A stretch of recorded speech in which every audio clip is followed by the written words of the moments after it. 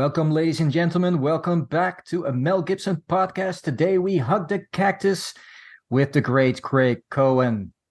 Welcome, Craig. Hey, Thanks for Seco, being how's it here. going? And I guess I don't know if apologize is the right word here, or just I'll take the credit for this one or the blame for this one. I know when you were putting together this new season of the Mel Gibson podcast, I guess you were taking suggestions, and Mhm. I threw Machete Kills out there, and I haven't seen Machete Kills since 2013, the first time I saw it.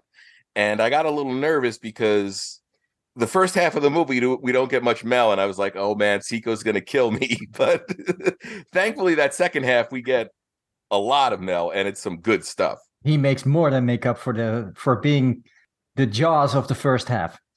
Yeah, Yeah, evil Mel. We get evil Bond villain Mel in this one. It's excellent. Yes. Mm. Yeah, actually, this was one of the cornerstones of the season because I knew from day one we have to cover this. So I sort of built the rest of the season around this one.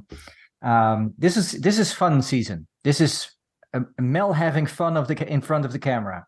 I also share the Patriot in that one because I'm Oh covering Patriot with Doug, and I also consider that a comedy. It's man, because that's a polarizing movie, Seiko. I know people may or may not know we sort of have a last of the action heroes sort of uh chat group that mm-hmm, goes on behind the scenes, mm-hmm. and I know that movie has inspired a lot of chatter within the last of the action hero hosting community. So I'm Absolutely. sure that's going to be a polarizing episode.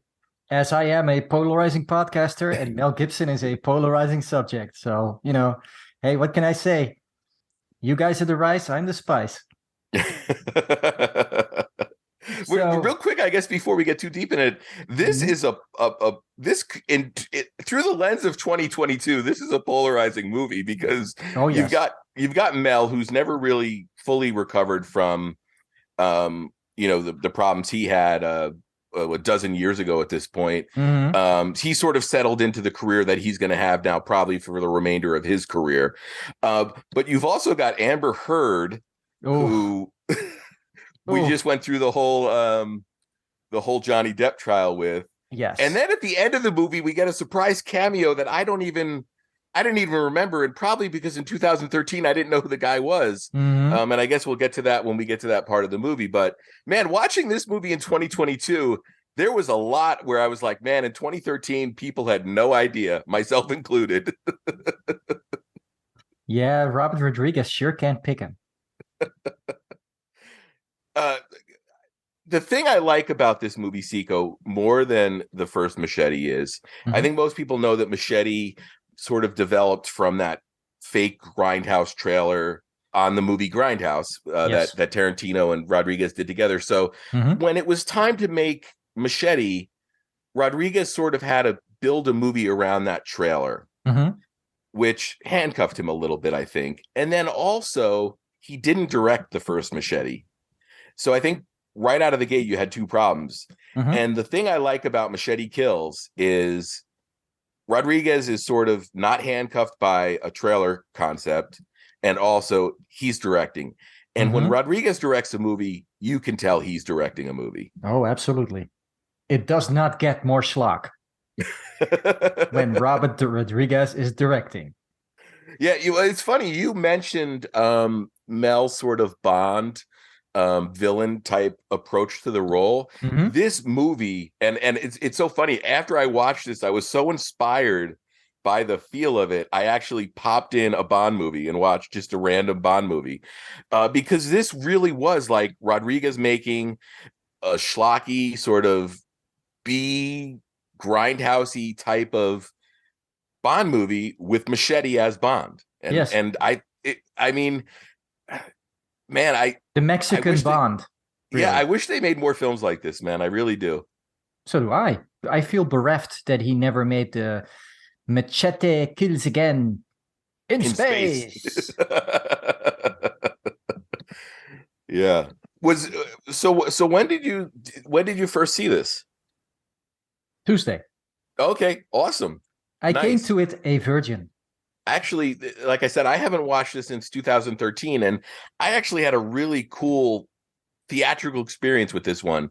It was before I moved to Las Vegas. I was coming here on vacations, Hmm. and I discovered a multiplex drive-in that we have here in North Las Vegas. It's got 4 or 5 screens, and there's different parking based on the movie you're going to watch. And of course, And if there's you're slot watching one, machines every five meters. no, it's one of the few areas in town where there's no slot machines. And of course, you can watch other movies, but you're parked directly So in it's in front of this. Boulder then, Well, it's North Las Vegas, so right? yeah. And of course, drive-ins have changed a lot. You tune in your radio. So I saw this with a double feature of Where the Millers, which was a Oh, really weird double feature. that was weird. And the other thing I liked about it is at the drive-in, you're able to just bring food in. I mean, I'm sure they don't encourage it, but so I don't know if you're aware of a chain here in the States called Del Taco. It's I'm sure I passed it once or twice. yeah, it's a fast serve concept, Taco place. Americanized. Yeah. So I stopped, I got a bunch of tacos, some burritos, and I Oh, watched Machete Kills on the drive-in, which this is a perfect drive-in movie. oh, absolutely, Yes. absolutely. I mean, this completely fits the pulpy tradition that Tarantino and Rodriguez made. It Hmm. just fits right into the wheelhouse. Yeah. Yeah. It's a perfect Rodriguez movie. Whether you enjoy a Rodriguez movie is a different story. I happen to like Rodriguez's movies because I fell in love with Rodriguez when he made El Mariachi. Yeah. After I saw that, I was a Rodriguez guy for life. Yeah. I mean, the thing about Robert Rodriguez is his movies are so harmless. I mean, there's like nothing he ever does in his movies is done with any kind of malice. It's all, with the concept, is this going to look cool, Yeah. or is it a cool concept? Is it I mean, fun? yeah, exactly. And I mean, the one thing I've always appreciated about Rodriguez is he's never lost that sort of energy he had as a film fan, because he was Mm-hmm. a film fan before he was a filmmaker. Mm-hmm. And he's carried that through his career. And admittedly, I'm not a fan of everything he's done. But again, I've always appreciated sort of the fact that you can see his love for the medium when you're watching the movie. And again, there's never a moment of malice in his films. It's always, True. you can clearly see he there's some filmmakers you're like, wow, you can sort of tell they hate something. They Yeah. either hate the fact they're making the movie they're making, they hate their audience. They're being a bitch. Yeah, exactly. And Rodriguez is never like that. Nope. And He's just there to entertain. yeah, And and I first and of I all, I think he's just like his first audience member. He's there to entertain himself in the first place, mhm. and he has good instincts. So inevitably, his insanity translates well to screen, as it did with this movie. I enjoyed it. I thought it was really, really, really fun. You cannot take it seriously. You cannot worry about plot. You cannot worry about consistency. You cannot worry about anything. It's just a ride. You get on it. It's a theme park, so the food is going to be cheap. The drinks are going to be spilled. But all in all, you're having a good time because Yeah, it throws everything at you but the kitchen sink. In fact, it might yeah. even throw the kitchen sink at you for effect. And you know what? I didn't even mention while we were talking about sort of, polarizing people in this movie. Mm, We've got the introduction of Carlos Estevez, Charlie aka Charlie Sheen, Sheen, my main man. I who love Charlie Sheen. I think God, he's he almost awesome. steals his movie. He I does. mean, He's so much fun. And this was at the height of his. Tiger Blood. There you go. I mean, at that point, he was like, wasn't he wielding some kind of sword when he got kicked out of Two and a Half Men? He was on a He might have been. I balcony and mean, he was at war with the Chuck studio, Lorre, and he yeah. was like waving a sword around. I kind of imagined that was Machete's thing. There was a point with Charlie Sheen where I just had to tune it out because he got to be too much. I mean, if you think about it, he really is, I guess, in a bad way, an innovator in terms of bad boy celebrities in sort of the age of social media. or Mm. I mean, he probably helped make TMZ's sort of ratings for quite a few weeks. Oh, he made a lot of people a lot of money in various ways, and his disgrace is probably the biggest one. Yeah, but man, I mean, it's always funny when you don't see somebody on screen for a long time, and then you Mhm. see them pop up in a movie. Um, like I said, in my opinion, he just about steals the movie. And you know who else I loved seeing? And this is kind of what I love about Rodriguez and Mhm. Tarantino. Oh, they're You'll see stable these, actors. yeah, Yeah, William Sadler. awesome. You I know, I loved him. mean, like, He was perfectly cast as the evil corrupt sheriff. yeah, I mean, William Sadler's a guy. I mean, you may or may not see a lot. You Another Bond definitely, trope, by the way. yeah, oh yeah, absolutely, It's not an accident. We should have had Jack on this. yeah. Um, yeah, and I mean that's probably the biggest complaint you can probably have about this movie, Seiko, is Mm. um I think it might be 10 minutes too long, and he does have a tendency in this movie to sort of throw every character that he, I guess, was playing with at that time into the Mm. movie. Hmm. So you get some characters that really don't advance the plot per se. I Oh, mean, you it's got the just whole like Planet Terror.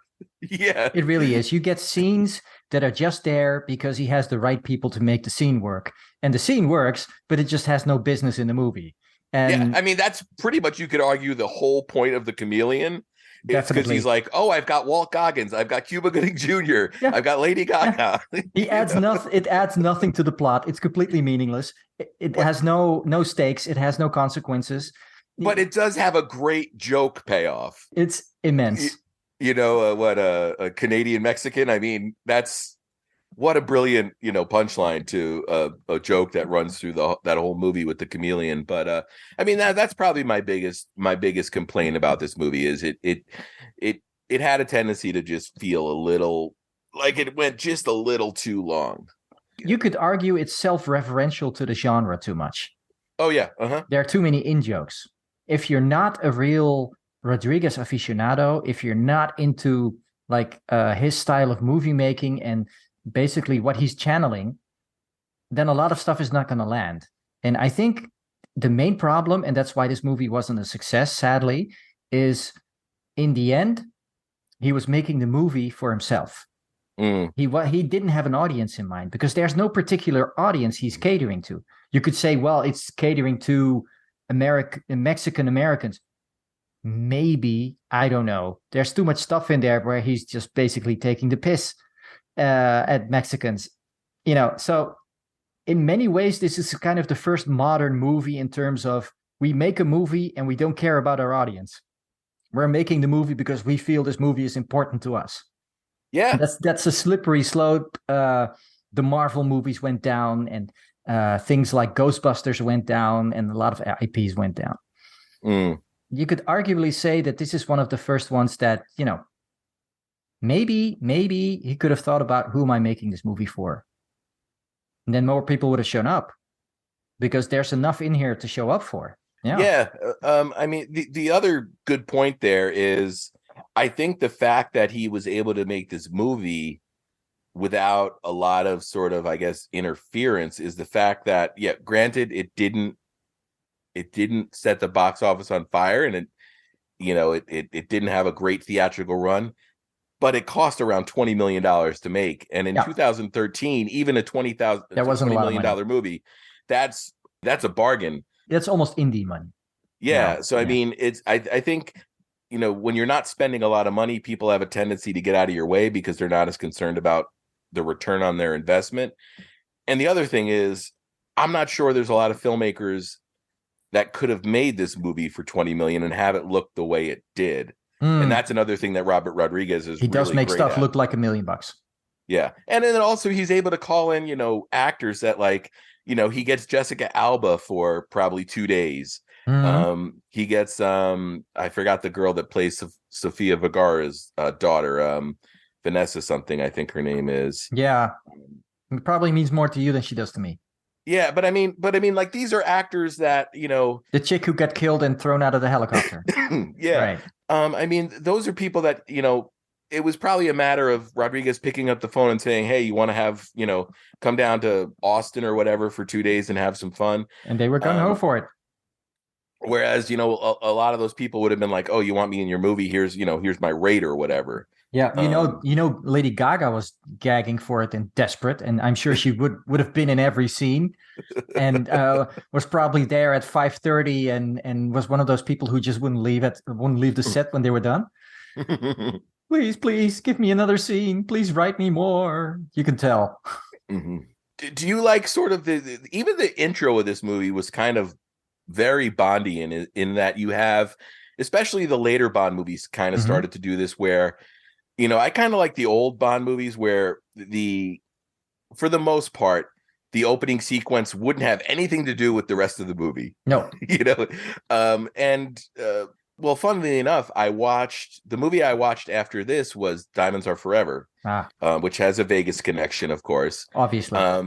And I'm contradicting myself here because the beginning of that movie kind of ties in with the rest of the movie in that you have Blofeld in the opening. It does. You have, yeah, that's right. But the thing about this is, it kind of sets it up where you get the opening sequence that tangentially ties to the rest of the movie. And right. Did you like seeing sort of the Lucha Libre masked Mel in the beginning where you don't get the full reveal, but it's him? Oh yeah, it's him. I especially, and no, I was kind of tickled by the whole Lucha Libre thing anyway, knowing because I've seen this movie so late. Basically, yeah. I know that he filmed 2 seasons of a Lucha Libre reality show. Oh yeah, right. What was that on called? For his, he had like an action network, the El Rey Network. Yeah, El Rey Network, and he had a wrestling show. Was great. I loved it. I would love the El Rey Network because it was all action. Yeah, and I'm still desperate for an action streaming service. It just isn't there. Yeah, I want my action heroes. I want my westerns. I want action stuff. I just want to turn on a streaming service where I can just watch Charles Bronson movies nonstop. Yeah, it just isn't there. You know what? I'm surprised that like Lionsgate hasn't done like a streaming channel. You don't even have to be creative with the title anymore. You just put plus after it. Call it done. Lionsgate Plus. Because Lionsgate has a pretty deep. Well, that's the other thing nowadays, Seiko, is rights change hands so frequently. You have no idea who even owns a movie anymore. Even no, except when it's Rocky. Yeah. We know who owns that and who will own it in perpetuity. Not to get off track here. No, but we were discussing controversial topics we are having on the podcast chat. Well, the biggest controversial topic, of course, is, should Stallone own the rights to Rocky? And interesting. He's a bad businessman. He just simply is a bad businessman. There's a reason he went bankrupt. And then you have Mel Gibson, who isn't a bad businessman. He acts because, well, I think it's more of a outlet for him. It's a kind of a hobby. He doesn't have the kind of proclivities where he's like going off the deep end with losing money left and right. He just doesn't. He's fine. Well, the other thing is there was never a Mel Gibson brand. And, True. I mean, there was Schwarzenegger for a period of time was a brand. Stallone was a brand. Yeah. I guess you could argue that even Bruce Willis was a brand. And I mean, the three of them were the faces of Planet Hollywood. Yeah. So, Mel never really got. They asked. I'm sure they asked. He's just too smart for it. And it's like, no. But you know what else, so Nico? Like, a lot of the time, when you're doing something like that, you're playing with other people's money. But I guess at the same time, maybe if you're respectful of other people's money, you're not just going to take it knowing it's a bad idea. Yep. Well, I just saw the Black Friday deals for Stallone Shop. We're getting a 25% discount on Rocky's sweater. Oh, yeah. Which is 75% overpriced. Yeah. Yeah, I'm sure Sly makes up his own prices. He's very hands-on with that, I bet, because he has no conception of what prices are in society. That's why a meet and greet costs like $500-600 with him. Yeah, you know what? It's funny. I just saw that he's doing one of those evening with in in Los Angeles. Oh, he's doing one of those again, huh? Great. Yeah, and I looked at the tickets and I was like, "Yep, okay." Yeah. Yeah, Mel just did one in Edinburgh. Oh yeah. Yeah, yeah. Unfortunately, I couldn't attend, which was depressing, but I did see the video of it. Hmm.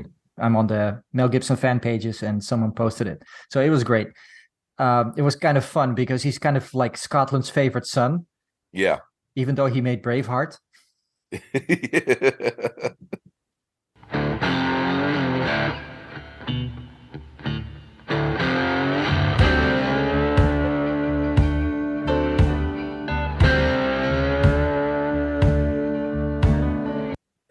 So here we have Machete. Machete kills. Mhm. And so, of course, the main character, Machete, is Danny Trejo, who is another polarizing figure in the movie business because, of course, he's an ex-felon and he has a checkered past, as they say. But he's one of the most awesome guys in movies ever. Let's face Yeah, facts here. and he's I just got love Danny. I think he's so oh, I just think he's fantastic. he is, and he's got a tremendous autobiography. I don't know if you're aware of it, Oh, or if he you've has read one. I it. should definitely read it then. Yeah, and you know what? It's so strange. His co-author is Donal Logue, who is an actor you probably know. He was Stephen Dorff's like right-hand man in Blade. Right. Yeah, That guy. he Okay. co-wrote the book with Trejo, and Interesting. it is great. It is such a good read. Hmm. Man, Trejo lived it, man. Oh, You every single line on his face is earned. And man, I was just gonna say that. he's a legit dude. And it's so funny, I think the first time I ever saw him that I was aware it was Danny Trejo was, of course, Desperado. Oh yes, I know he had popped up in movies before then. sure, And he was actually really good friends with Eddie Bunker, who was in Reservoir Dogs. sure. Yeah, And they were both, Mr. I guess, White. yeah, ex-felons together. So Mm. he had some kind of, career prior to the Rodriguez, but Rodriguez really elevated him. And then also, of course, I guess his two big breakouts were probably Desperado and then Heat, right? Heat. Yeah, he was a big part of Heat. Yeah, That yeah. was a really It's cool funny. part. Yeah, not to spoil Heat for anybody who's listening to this that some miraculously hasn't seen Heat, which is arguably one of the greatest, sort of guy movies of the last, 25 years. The movie that Um, saved the '90s. yeah. There is a featurette, I guess, on the last, maybe the second to last Blu-ray they did, Mm-hmm. where they go to all the locations from the movie. And they go to the house where Trejo's character is found. He's like beaten up. Mm-hmm. And they actually peel back the carpet and the blood stain is still on the floor. Wow. Like they didn't, like whoever bought the house, they were like, no, we're going to keep this. We're gonna It's keep Danny Trejo's blood. it's part of Hollywood history. But yeah. Yeah. No, I mean, I arguably haven't seen a lot of Trejo's more recent work just because they're paycheck films, Yeah, everybody's like got everything those. else. Mm-hmm. I mean, we grew up with straight to video. Yeah. They made an effort, Yes. Well, that's at the key least point. despite having a shitty low budget, they made an effort to tell a good story, to make a cool movie, to have a hero you could get behind. These days, they're just putting out stuff based on a brand name, and you're better off not watching it. Oh, absolutely. And the other thing is, a lot of times they've already made their money before the movie's even been made. It's like, you can look at the Bruce Willis factory before he announced his retirement. They were putting Bruce into these movies, selling the foreign rights, and they would have made their money back before they even shot the film. So then why even bother at that point? There's You've no got a incentive movie. to actually make a good movie then. Yeah, you've already made the movie. You've already made your money back. Mhm. You're selling it on a poster concept, and the movie is completely secondary. There's a group of people out there, Seiko, that sort of, I don't know if they ironically like these movies or they're just sort of, sadists.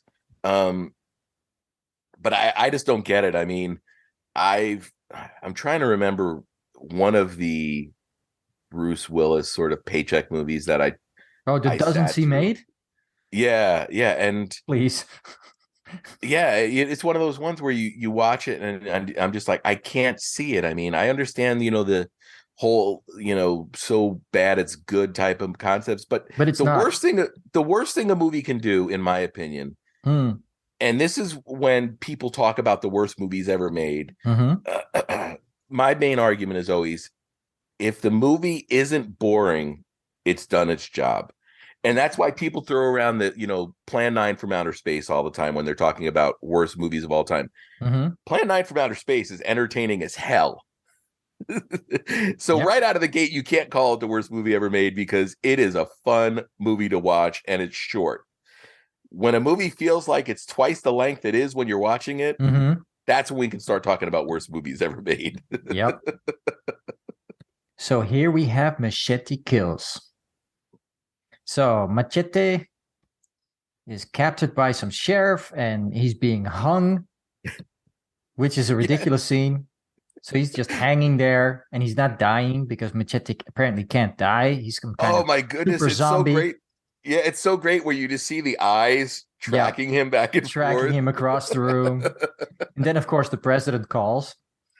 And okay, so they shoot the rope.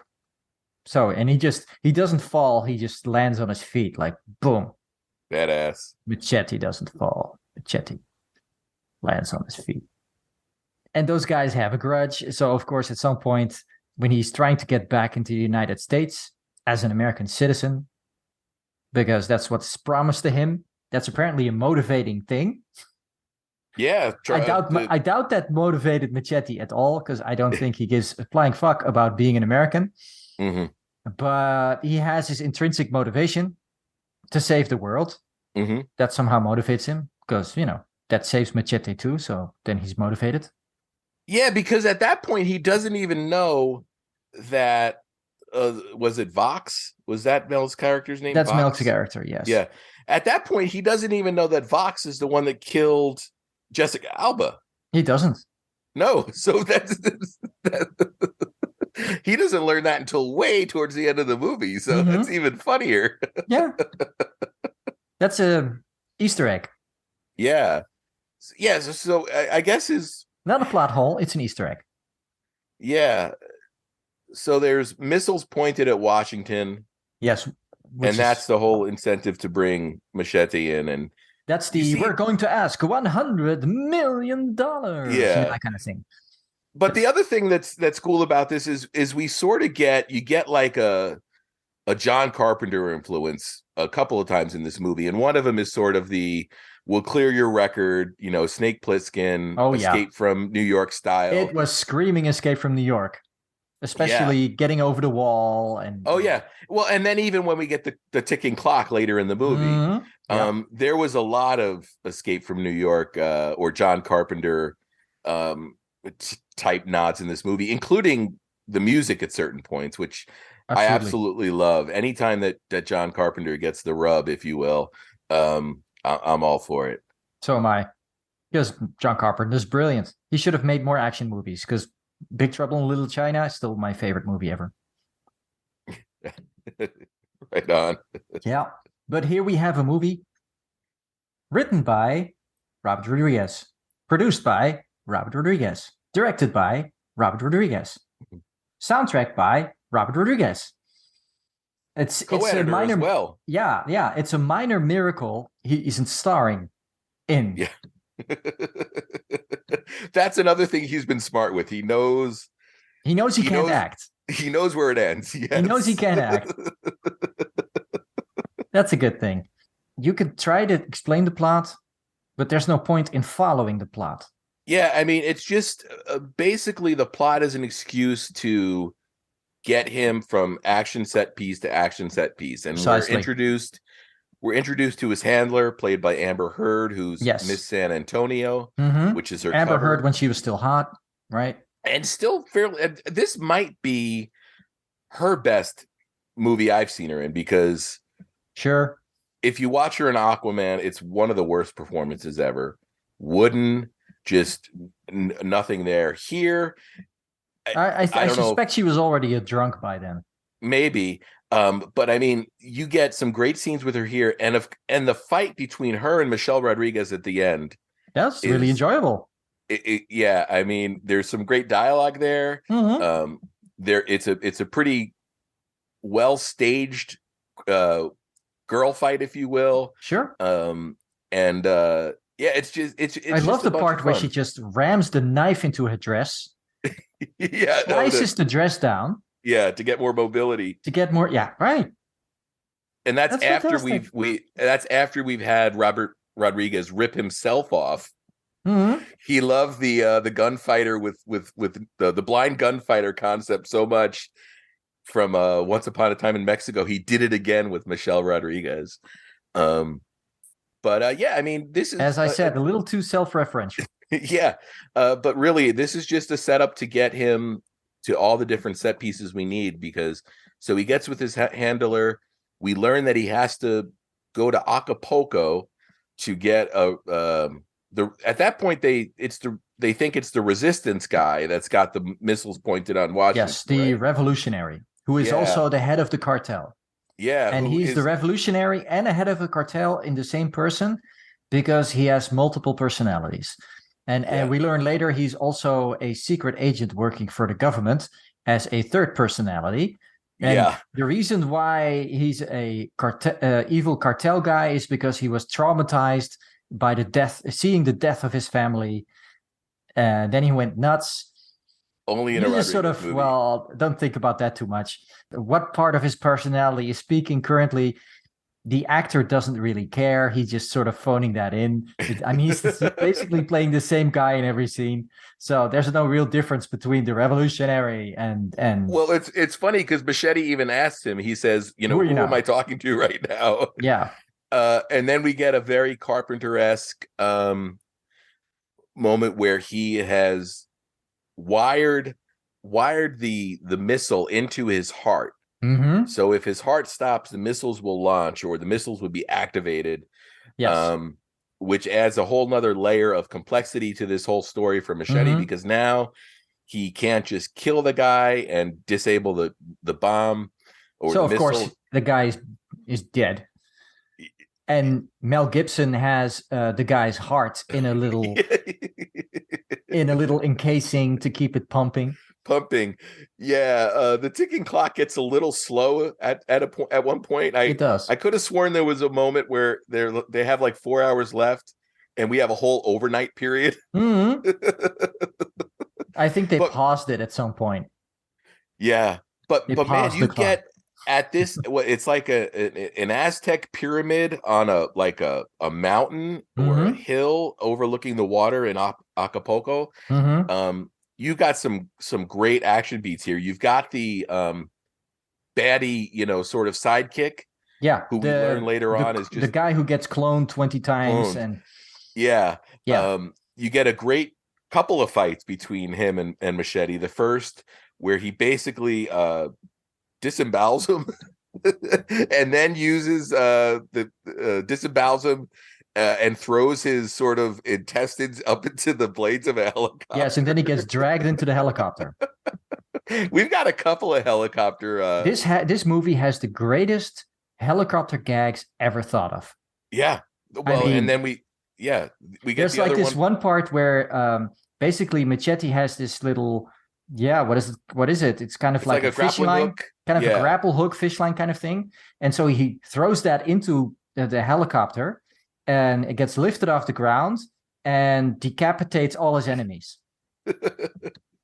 And then we've also got the speedboat one where he launches the guy. And the fun part about that is, it's CGI, but it looks really cool. Oh yeah, and that's the thing. I think a lot of times filmmakers will either it'll be really shitty CGI and it, or Yeah, this is where the money went. well, yeah, but also I Rodriguez really likes to do this, the green screen shooting, Mm-hmm. um, and I think it adds a certain flavor to his movies because it's almost like that hyper reality. You know what I mean? Like, Mm-hmm. you can tell you're watching a movie, but you're okay with it. And we've had discussions about CGI before, Zico, so Sure. everybody knows where we stand on that. But Mm-hmm. I just think here, it's again, a lot of times it's not the tool, it's the person using the tool, right? Yes. Understanding what it is, understanding it is a tool and Yeah. not what carries your movie. Lazy filmmakers or lazy production companies just use CGI as a device to build a little dialogue around, Yeah. and we call that Marvel or the DCU, EU, or what have you. Yeah. You know, Well, I mean, kids movies. yeah. Well, the interesting thing about that is, and I guess we could have a whole nother discussion if we really wanted to, but Mm, a lot of times with these Marvel movies, and I've got a couple Marvel movies on my shelf. There's, there's some probably good ones. phase one and phase two are probably, Sure. the movies I'm going to skew towards. Captain But it got to the America, Winter yeah, Soldier, yeah, Iron Man 1 and the first 2. Iron Man. Oh my goodness! Amazing. But it got to a point where with Marvel, the director became less and less important because a lot of times it'd be like, okay, you're coming on to direct this movie, but the climax of the movie has already been prevised, Mm-hmm. so it's done. Yes, the aliens are going to invade the Earth and destroy everything. And we're going to have the climactic scene where the superheroes are going to get this 360 pan shots while the Yeah. aliens are coming in. And basically, that's what's selling the movie. No, it isn't. Well, I mean, It's still the story. You buy a yeah, comic book to read a story. You're not buying it for one panel that looks cool. yeah. And But I that's think something the that's movies didn't understand when they started making comic book movies. And that's something Rodriguez does understand because, yes, he has these great set piece stills that make for great epic movie scenes. But he does understand that you have to have motivated characters and you have to like them. You have to enjoy them. And he mhm. makes everything in every scene fun. It is just a really fun movie. I haven't seen a movie this much fun in ages. Yeah, And I'm yeah. I mean, sorry I didn't see it in 2013, to be honest. huh. I Mm, think the thing is, there's certain filmmakers that sort of keep or they retain that sort of they remember what it's like to be 12 years old when they're making a film, yeah. regardless of what that film is. Mm. And Rodriguez is one of those dudes.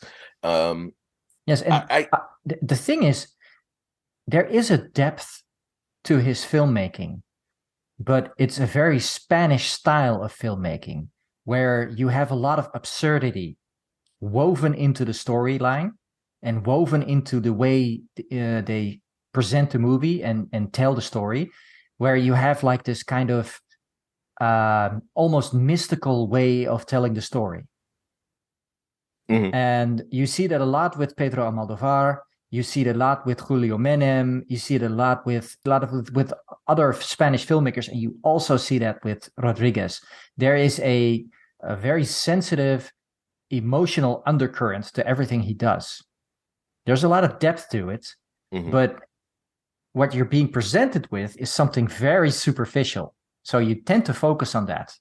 Mhm. But there is a emotional thread running through the movie, Yeah, or a yeah, lack thereof in terms of Machete, because Machete is just completely unemotional. He's the ultimate anti-hero. yeah, He gives yeah, zero fucks. And that's what Rodriguez loves. And yeah. to an extent, same with Tarantino. That's what Tarantino loves. Hmm. Have the Hmm. cool hero, unperturbed, the Yeah. Charles Bronson.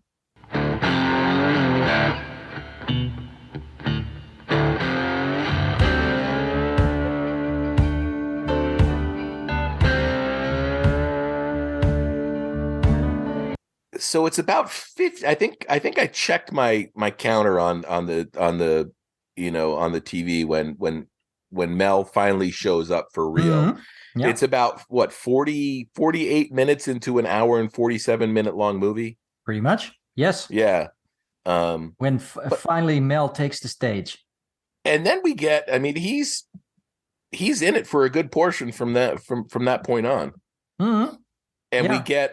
we get sort of the classic, I guess you want to call it like an 80s sort of trope. It's a Bond trope for sure, but like the Mhm. whole building a spaceship to leave Earth because Earth is doomed.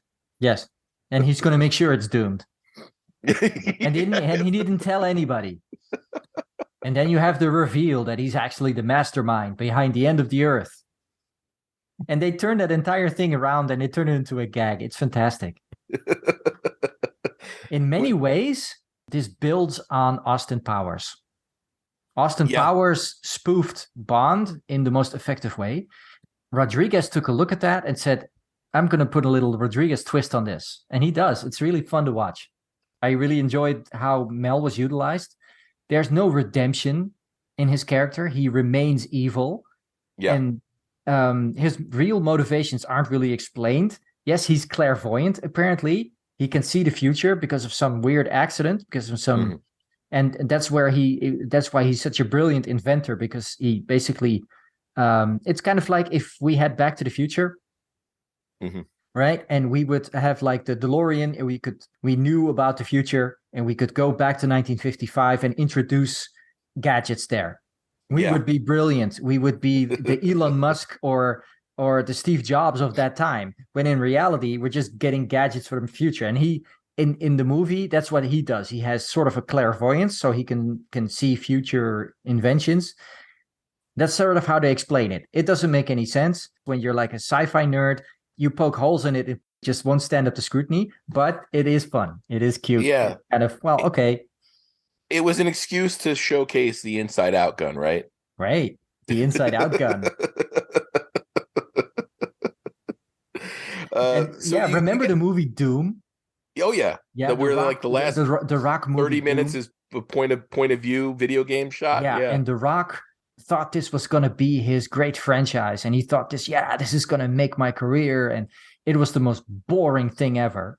Yeah. And he had the BFG in it, right? And that was like one of the main things in the movie. He gets the BFG. That's a big thing. When in reality, when you're in a game, yes, because you work for it. But when it's just presented to you, it's boring, and that's something they didn't understand.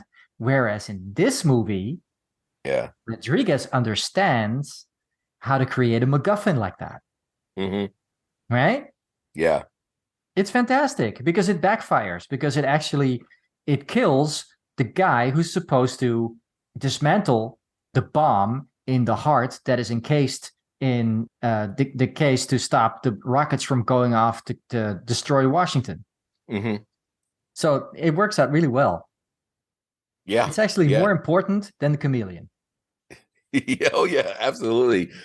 And Which then, is still, we've talked not enough about how much fun the actors had with playing the chameleon. We haven't talked about that enough. I mean, remember No Country for Old Men? Yeah. Really, when you think about it, this is No Country for Old Men spoofed. Yeah. Yeah. It's the sort of super serious, I'm here to take care of business assassin. Yes. And the professional hitman. Yeah. And you can't see my face. So, you're a witness now, so I'm just gonna kill you. Is Walt Goggins the true face of the chameleon? No. I don't think you ever see him. Yeah, but why does it use Walt Goggins' voice most of the time? Yeah, that's a little odd, isn't it? But yeah, I mean, you could tell that this was an idea that Rodriguez had. Mm-hmm. He had actors that were on board to do it. Mm-hmm. And he was like, I don't think I'm ever going to have another movie to make this happen. So we'll just shoehorn it into Machete. Exactly. It'll work. It'll be fun. And it is fun. One of the reasons I'm going to watch Machete Kills again is because of the crazy killer. Yeah. Who pulls off his rubber mask and reveals the next actor, ultimately revealing Lady Gaga. Yeah, yeah. I mean, And then everybody finally there. Antonio Banderas Yeah, with a fake mustache. with a fake mustache But I gotta who say, gets killed anytime by a bunch of rednecks. yeah, yeah. After because he makes the mistake of saying he's Canadian. Yeah, Um, there you uh, go. but Walt Goggins, I mean, anytime you see Walt Goggins on screen, he's another one of those dudes. He was like my favorite guy from that show. Vice Shield, Principals? right? He was on the Shield. Okay. Yes, Okay. he was basically driving force in the Shield because killing him broke up the Shield. Yeah. The amazing thing about Walt Goggins is he's he's excelled in both fields. Mm-hmm. You talk about the Shield. He was also on that show Justified Right. with Timothy Oliphant, where he played the basically the antagonist in that show. But then he did all this Danny McBride stuff where he did Vice Principals. He Yeah. did He was in Tarantino. He yeah, the was in. Righteous Gemstones. I don't know if you've seen the Righteous Gemstones or not, but I like have. he's got this ability to do comedy really, really, really well, and then also do the serious roles as He's well. So immensely versatile. yeah, I mean it's really rare that you can succeed in both. And the Um, fun part is he's worked with really good directors. I mean, he worked with Tarantino, mhm. Rodriguez, he worked with a bunch of people, and they all know it. Yeah, They yeah, know his star value isn't that high, but they mhm. know that this is just tremendous actor. Yeah. Well, and that gets back to like sort of the Tarantino sort of philosophy of casting Mm-hmm. and getting the absolute most bang for your buck. Yeah. And he's it's probably there's probably more myth than fact there, but Mm-hmm. that's like hey, John Travolta's rate wasn't that high when we were getting ready to make Pulp Fiction, but Right. John Travolta is still a tremendous actor. Put on Blowout, Mm-hmm. watch those performances. He's a Mm-hmm. guy that can deliver. And then That's the right. same thing with Jackie Brown. You got Robert Forrester. It's like Same with Bruce Willis. If exactly. So Stallone had some balls, he would have been in Pulp Fiction. Of course, he wouldn't have been because he was under a fat contract from Warner Brothers and he was getting tons of money to play really shitty movies. yeah, well, But if he'd had a 1 ounce of sense, he would have been in Pulp Fiction for scale money. That character would have launched him, not in action movies. It would have launched him into the kind of movies he's meant to play. oh sure, but it would have torpedoed Tarantino's budget as well. Yeah, no, he would have. Stallone would have had to accept scale because all his actors accept scale. If you want to Yeah, work with yeah, Tarantino, wake up to the fact Tarantino is the real star of this thing. yeah, You yeah, don't get to write your own lines, Sly. I'm sorry. yeah. You read mine. But that's sort of like Walt Goggins is the perfect sort of bang for your buck actor. Exactly. He can do There's just everything. enough. He can do There's just enough. everything. There's just enough recognition there. People are Mm-hmm. going to see him and know who he is, even if they're not 100% sure who he is. And he's going to turn in a performance that kills. And then you've got Cuba Gooding Jr., who Oh, I don't know isn't he what just happened with. if you what happened? Well, his the parts dried up because other actors basically got his stuff, but that's Was it an just Oscar curse? probably Because a lot of isn't times, that usually the case? well, I mean, if you look at like Mira Sorvino, that happened with Mm, um, yeah, Marissa Tomei, Marissa Tomei. and Yeah, Cuba which is Gooding Jr. disgraceful because Marissa Tomei is so underutilized. Yeah, well, watch her in The Wrestler or um, yeah, Cuba Gooding Jr. Same thing. Like after Jerry Maguire, you thought that he would have been like on a had a rocket strapped to his back, but He should have he had. made that movie with what that Skeet Ulrich movie with that was like a ticking time bomb movie Mm, where they had like didn't they have something that was going to blow up that was in like an ice cream truck? I forget. I remember him from Pearl Harbor. Oh yeah, he was the boxer in Pearl Yeah, why are Harbor. you in that, Cuba? You're way too good for this part. Why are you in a movie with that director? Why? Oh, I don't know. He did a really good job. I like Michael Bay, by the way. Oh, sure. I think Michael Bay is another one of those guys that He gets remembers what knocked it's for the like to wrong be 12 years. reasons. Yeah, he remembers what it's like to be 12 years old. Yeah, But well, he also has that marketing background, which I think has always sort of driven his work a little bit. Let's see. Chill Factor. oh sure, That's the movie I'm thinking of yeah, no, I with remember. Skeet Ulrich. They're forced to protect a deadly chemical weapon from the hands of a group of mercenary planning to sell it to the highest bidder. I really feel Sounds like there's painful to watch. but either way, we get him for like 4 minutes in this movie, and you remember, you say, "Wow, I wish I saw Cuba Gooding Jr. more." Lady Yeah, Cuba Gaga, Gooding Jr. left everybody wanting more. yeah, I know you said Lady Lady Gaga. Gaga left everybody wanting less of her. I thought she was fine though. Yeah, she's Um, okay, I yeah, guess. You know, uh, but I think Lady Gaga as a singer and as a actress and as a performer is way overrated because she's just copying other people. It's a sign of the times. yeah, but you know what? The one thing I have to She's that kind I'll of a always, mix between Cher and Madonna and Barbara Streisand and those people. It's like, okay, we see your influences. The thing is, there's very little originality about you. yeah. Stop copying those people. And that's what she's doing in this movie. It's like, well, she's being a lot of things, but she's not very original, and that's why she's not very memorable, and that's why she has kind of, in wrestling terms, go away heat. Yeah. The one thing I will always appreciate her for, though, is her reverence for performers that came before her. All the work she's done with Tony Bennett. Yeah, Um, I like that stuff. That's cool. yeah. And there was an award show, too, where she presented with an older actress who had been out of the limelight for a while. And just the care with which she approached that whole interaction, you could tell that she was like, I'm helping this person. Yeah, she's not a Um, dick. yeah, which is easy to do. Uh, and then from Lady Gaga, we get Antonio Banderas, who you can't say The enough great about Antonio that dude. Banderas, who you cannot say enough about. The irony is that after I saw this, I watched two recent Pedro Almodovar movies because he went back to working with Pedro, Yeah, and it's just such great stuff. I yeah. mean, I've always loved Banderas in a Pedro Almodovar movie. It's just amazing. From the first one to the last one, they just gel together. He is such a charismatic actor. I knew it from the Um, first time I saw that.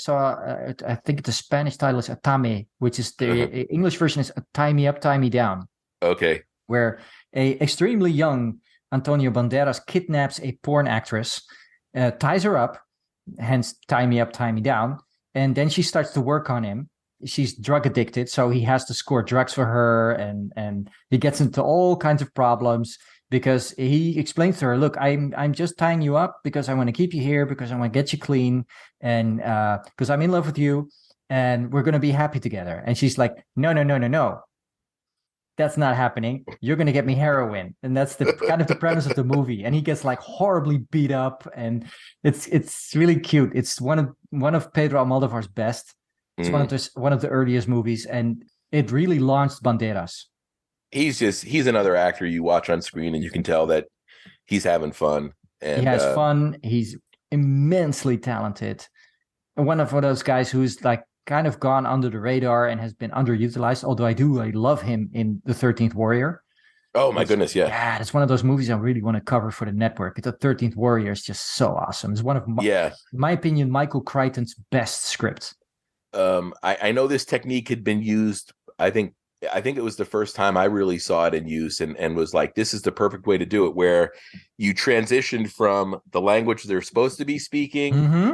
to English. Exactly. And Done I know they right. did it. I think they did it in the Hunt for Red October. I Sure. know they did it in that Tom Cruise movie Valkyrie. Yes. Um, But and it's just they've never done it in the way that it's done in the 13th Warrior, where mhm, you can actually see a progression where it's kind of logical, understandable that at some point he grasps enough of the language mhm, thanks to linguistic ability because yeah, he's educated that he grasps enough of the language that he can make himself understood. But throughout the movie, they keep adding because it's brilliantly directed. They keep adding little stuff, so there's still a culture barrier, and I yeah. I love that movie for that. And I actually read the original book, and Was it called the Sin Eaters? Yeah, the Sin Eaters. Yeah. Yeah. The end of this movie is really what, like a 30-minute, just action free for all. Yes. And that's probably one of the reasons why the movie didn't do so well. The ending is open and the ending is unsatisfying Yeah. because they're basically setting up for the sequel that never happens. And that's part of the whole Grindhouse experience, where you're watching a movie with reels missing and it's sort of exciting and there's good stuff in it, but you're never going to see part two because they never made it because there was no money or whatever. That's part of the charm of watching a movie like this. That's why they made Planet Terror. That's why they made Sin City. That's why they made it. Has that kind of feel like you're falling into the middle of a movie, but you don't get a payoff because that reel is missing. You know what I mean? Yeah. And it's kind of this. It's like that next movie's just missing. But we did get like the trailer. So the trailer is the next movie. Be happy with that. That's it. That's all. Yeah. Yeah. Where in the trailer for the next movie, Michelle Rodriguez has her eye back. Yes. She's probably cloned. Oh, good point. Yeah. Good point. This is a great sort of, it's a well edited sort of climax to the movie because you've got multiple sort of, you're following Michelle Rodriguez, you're following Machete, and you're cutting back and forth, and a lot of times that can get confusing in the hands of a filmmaker who's not as sort of skilled. But here everything fits together. You're aware of where everybody is in the space and how and why things are happening. Yes, it's kind of like Planet Terror was his passion project. This is a commercial result of it. Yeah. And it didn't pan out. That's kind of how it feels. And that's a shame. So if you're going to watch this movie, make sure you watch Planet Terror first so you understand what Grindhouse is. Right? So you understand what they're trying to accomplish here. And once you grasp that, then it's just a fun movie to watch. Then it's enjoyable. And you can enjoy Mel because he's great in it. He's just the ultimate Bond villain. Yeah. It's his calling. Yeah. Well, I wanted to ask you this, Seiko. I know he had sort of, he had played around with, the anti-hero in that movie Payback, where he played Parker. Where in the movie, I think they called him Porter. But do you think that it took what happened in his personal life and the hit his career took to do a role like this? Yes. Or do you think he would have eventually went down this road anyway? Did this because his producing and directing days were almost over. I mean, of course, he did Hacksaw Ridge, which was, critically acclaimed. But as a producer, to get money off the ground, you need money. Yeah. Doors are closed. So he's just doing what's still available. That's the reality of it. So, and people say, well, Mel wasn't never punished Mel was never blah, blah, blah. Mel was forgiven. No, he wasn't. That's the reality of it. But he's, like you said, he's really good in these types of roles. He also did another recent movie. He was in Expendables 2, and he was the bad guy in Expendables 2. And he's probably my favorite villain from the Expendables movies. Yeah, I mean, it's probably really close between him and Van Damme. Sure. And then also he did he's in 3. Van Damme is in 2. I'm sorry. Yeah. No, it's Van Damme is a lovable villain. Yeah. Whereas Mel in 3 is just intense and dangerous and scary. Yeah. Whereas in 2, Van Damme kind of you can see he's chewing a little bit. He's and then he also did that movie recently with Frank Grillo, where it was like the video game concept where Frank Grillo kept resetting. And that was another, Mel playing the bad guy. It was one scene, basically 1 or 2 scenes. I mean, it was one of those movies where he was just, but it's a great Grillo vehicle. Yeah. It's real interesting though, Seiko, to see the sort of idea that like with certain stars, we wouldn't have gotten this movie or this performance if if they something in their hadn't fallen personal from life. grace. Yeah, exactly. Man, Good. what a fun movie. And as I was watching, I was like, man, I haven't seen this since I saw it at the drive-in. I'm definitely gonna not wait another 9 years to watch this movie again.